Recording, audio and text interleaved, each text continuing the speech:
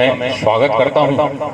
यहाँ उपस्थित हमारे कार्यक्रम के मुख्य वक्ता श्री धीरेन्द्र सिंह जी का मैं स्वागत करता हूं। श्री अनिल कुमार जी श्रीवास्तव अपने इस कार्यक्रम की जो अध्यक्षता कर रहे हैं, इनका मैं स्वागत करता हूं। यहाँ उपस्थित सभी पत्रकार बंधुओं का मैं बहुत बहुत स्वागत करता हूं।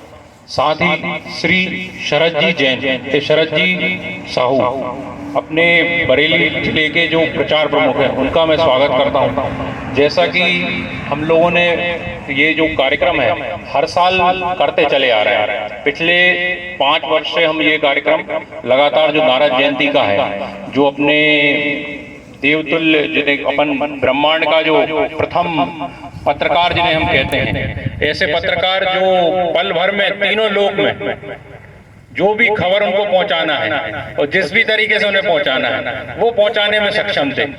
तो ऐसे अपने जो प्रथम पत्रकार थे, इनकी जयंती चूंकि अभी निकली है, लेकिन अभी हम लोगों ने ऐसा निर्णय लिया था कि अभी तक तो हम जो है ये कार्यक्रम बरेली में करते चले आ रहे थे, लेकिन इस बार सोचा कि बाड़ी के पत्रकारों को भी इस कार्यक्रम से जोड़ें। जोड़ने का तात्पर्य यह है कि ऐसा जुड़े तो हुए आप हम लोगों से सभी से हैं, लेकिन ऐसा कोई कार्यक्रम होता है बरेली में तो होता चला आ रहा है, तो हमने सोचा कि ऐसा कार्यक्रम हम इसका एक स्वरूप नारद जयंती का जो स्वरूप है इसको हम संघ की किस तरह से हम मना सकते हैं, कर सकते हैं, और कैसे हम नारद भगवान जो कि प्रथम पत्रकार थे, ऐसे पत्रकार को हम किस तरह से याद कर सकते हैं। और जैसा कि मैंने आपसे कहा कि उसको किस तरह से न्यूज को हमें देना और कितनी देना।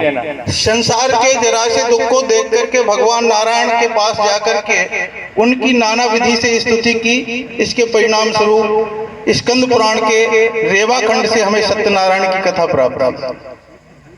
बहुत लंबी चौड़ी बात ना कह करके, सत्य ही शिव है, शिव ही सुंदर है, उस बात को इस संसार में प्रसारित करने के लिए पत्रकार लोग यहाँ पर सब सम्मानित पत्रकार लोग उपस्थित हुए हैं।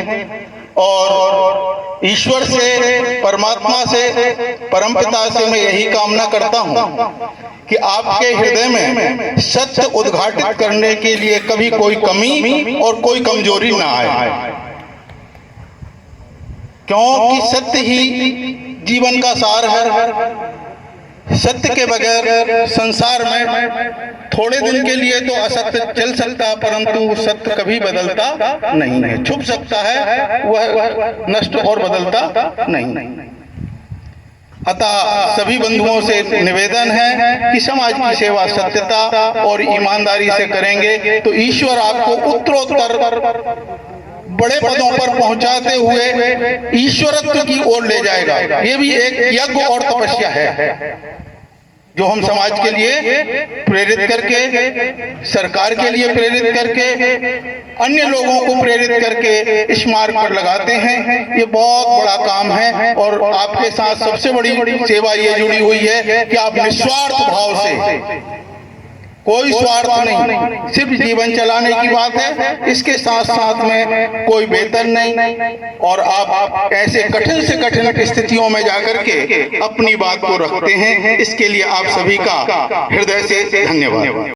सौभाग्य की बात है कि आपने कम समय में मेरे फोन या व्हाट्सएप निमंत्रण को स्वीकार करा। मैं आप सभी का सहृदय से आभारी हूँ, ऋणी हूँ कि कम समय में आप ऐसे समय में भी और इन परिस्थितियों में मतलब कल ही सूचना करी और सभी लोग यहाँ उपस्थित हुए, सभी का आभारी हूँ। बरेली से पधारे हुए, बाड़ी से पधारी, आसपास क्षेत्र से जो भी और बाहर से पधारे हमारे मुख्य अतिथि कार्यक्रम के भाई साहब का आभारी हूँ। उन्हें ऐसे समय में भोपाल से यहाँ का हमारे लिए समय दिया, और एवं सहपाठी एवं स्वयं सेवक बंधु जो भी यहाँ उपस्थित है, मैं सभी का ऋणी आभार व्यक्त करता हूँ।